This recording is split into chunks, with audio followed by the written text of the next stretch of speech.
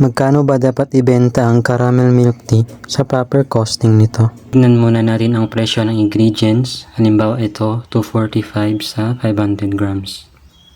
Ilagay na natin siya dito sa ating calculator. Huwag mong kalimutan ilagay ang shipping fee kasi kasama yan sa cost. At automatic na magko-compute yung cost per unit niya. Since binili natin siya sa 500 grams, dapat yung unit niya is 500 grams din. Isama rin natin yung other ingredients.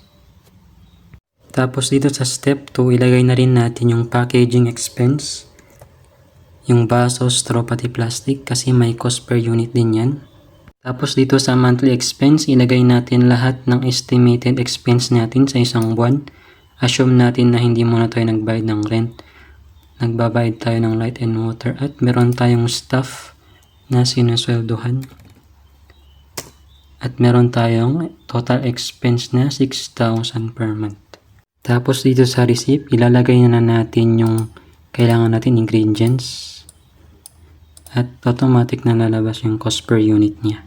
Ilalagay din natin yung required quantity para makuha yung total cost. Dito naman sa kabila, yung packaging, isasama natin yan sa total cost niya. Dito naman makikita kung magkano yung total na nagastos natin sa paggawa ng isang milk tea. So sa ingredients, nakagastos tayo ng 38 pesos. Sa other cost, yung packaging, nasa 3 pesos. Yung total na nagastos natin, around 43 pesos.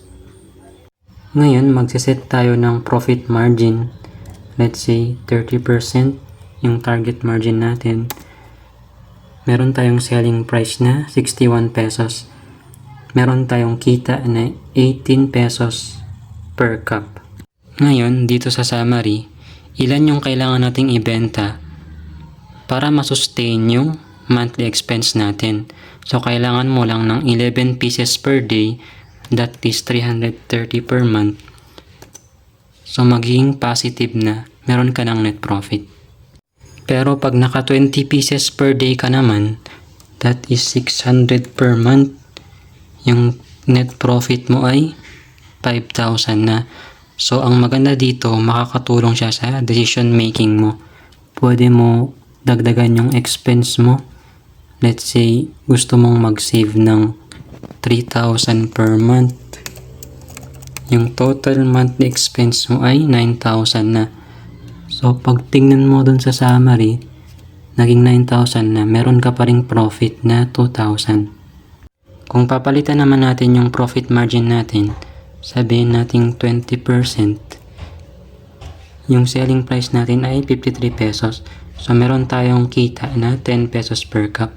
Pero pag pumunta tayo sa summary, yung total profit natin ay 6,000. Pero mas mataas yung expenses natin. So, negative yung profit natin. Yan yung advantage pag alam mo yung margin at numbers mo. Mamamonitor mo yung status ng business mo at higit sa lahat, alam mo kung ilan lang yung kailangan mong mabenta para masustain yung business mo.